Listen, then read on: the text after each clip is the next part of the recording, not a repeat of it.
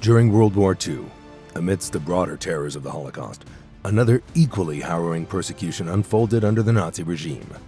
Gay men were systematically targeted, arrested, and condemned under paragraph 175, a pre-existing law that Hitler's regime expanded to include homosexuality as an act against the state. Those captured faced unimaginable horrors in concentration camps, where they were identified by the pink triangle, a symbol of shame that marked them as targets within the already brutal camp hierarchy. Subjected to medical experiments, forced labor, and extreme violence, the fate of these men was a grim testament to the depths of Nazi cruelty. When the Nazis seized power in 1933, they inherited a Germany at the forefront of the first homosexual rights movement. Throughout the late 19th century, Germany's liberal censorship laws had fostered a burgeoning writers' movement that openly criticized laws against homosexuality. By 1919, this included the first commercially available literature for LGBTQ readers. However, the landscape was complicated by the inclusion of paragraph 175 in the German Criminal Code in 1871, which criminalized homosexual acts between men. The momentum of the movement for homosexual rights included efforts to repeal paragraph 175, was severely undermined by the Great Depression in 1929. With the Nazi rise to power, paragraph 175 became a tool for their oppressive agenda. By 1935, the Nazis had fully revised the law, using it to launch an unprecedented and brutal persecution of homosexual men across Germany. The purge begins. The Nazis viewed homosexuality as a deviant behavior that threatened their ideal society. In their ideology, anyone harboring homosexual thoughts was considered an enemy, linked to what they claimed was a Jewish conspiracy undermining the German people. With their rise to power in 1933, the Nazis aggressively targeted homosexual activities across Germany and its occupied territories. Gay bars and clubs in major cities like Berlin, Hanover, and Cologne were shut down and frequently raided by the police. Members of the LGBTQ community, ranging from activists to prostitutes, were singled out for persecution. In smaller cities like Hamburg, homosexuals initially experienced a relatively normal life in the early 30s, as the Nazi campaign against them hadn't yet become systematic. Many held on to the hope that the Nazi regime would soon collapse, and believed that maintaining a low profile could spare them from harm. However, by 1935, the situation dramatically worsened. Although initially, prosecutions under paragraph 175 numbered in the hundreds, they soon skyrocketed, marking a severe escalation in the regime's crackdown on the gay community. The Night of the Long Knives is a notorious event in Nazi Germany, often seen as a brutal step in Hitler's quest to consolidate power by eliminating potential threats within his own ranks. However, from an LGBTQ perspective, this event takes on additional complex layers. Ernst Röhm, a founding member of the SA and a key figure in the early Nazi movement, once had a close relationship with Hitler.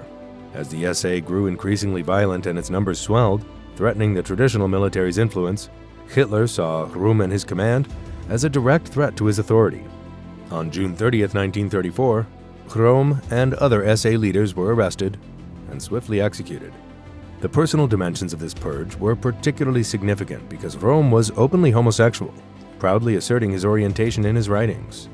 Another high-ranking SA official, Edmund Heinz, was also rumored to be homosexual and was reportedly caught in a compromising position at the time of his arrest. This purge effectively marked the beginning of a systematic campaign against homosexuals within the Nazi ranks, consolidating power under Heinrich Himmler.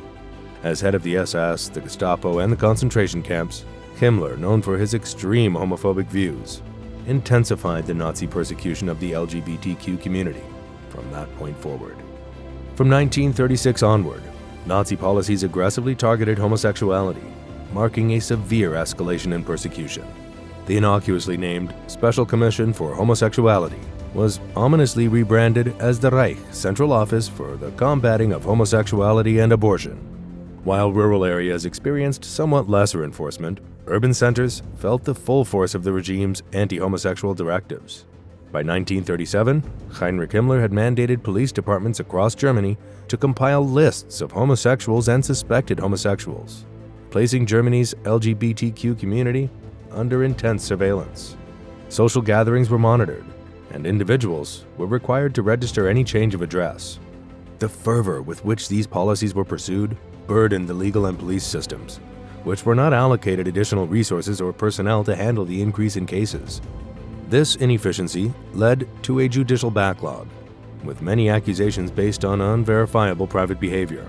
In some extreme cases, police forces were reported to have indiscriminately detained entire groups of young men, subjecting them to invasive questioning about their sexual orientation.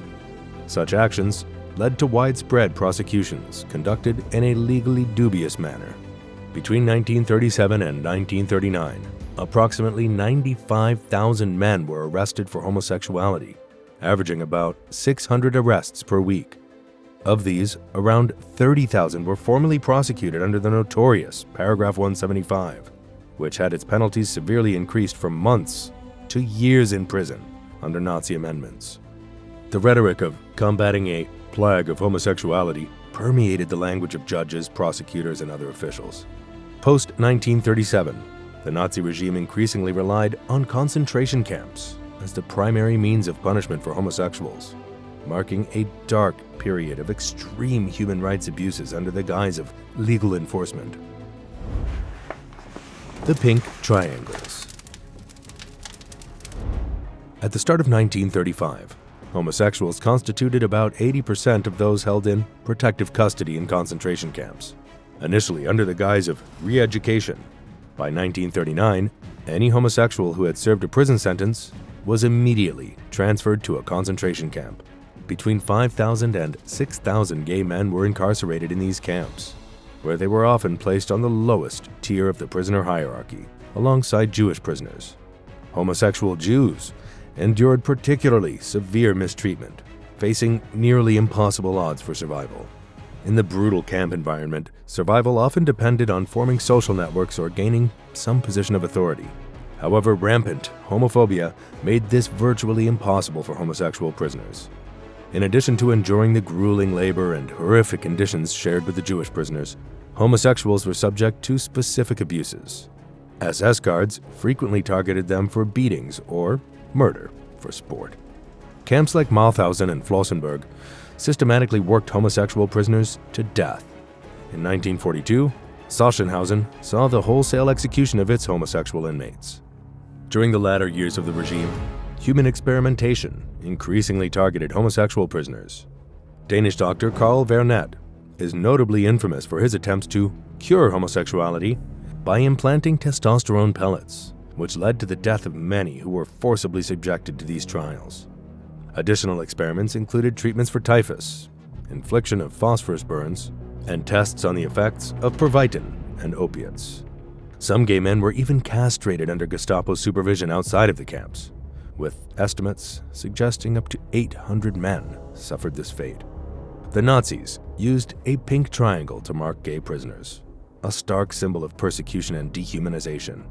This symbol, however, has been reclaimed by the LGBTQ+ community in modern times as a powerful emblem of resistance and pride. After the fall of the Nazi regime, the battle against discrimination towards homosexuals was far from over. Post-World War II, occupying Allied forces continued to enforce Paragraph 175, allowing the persecution and prosecution of gay men to persist. Progress was slow to come. It was not until 1968 and 1969 that East and West Germany, respectively, decriminalized homosexuality. Recognition of the Nazi persecution of homosexuals only began to surface in the 1970s, following the Stonewall riots, catalyzing a vigorous LGBTQ rights movement. In 1985, Richard von Weizsäcker, then president of West Germany, became the first official to acknowledge the atrocities committed against homosexuals under the Nazi regime. By 2002, judgments made under Paragraph 175 during the Nazi era were finally annulled, and in 2017, the victims were offered compensation. Progress may be gradual, but each step forward sheds light on the shadows of the past, making the world a slightly brighter place for future generations.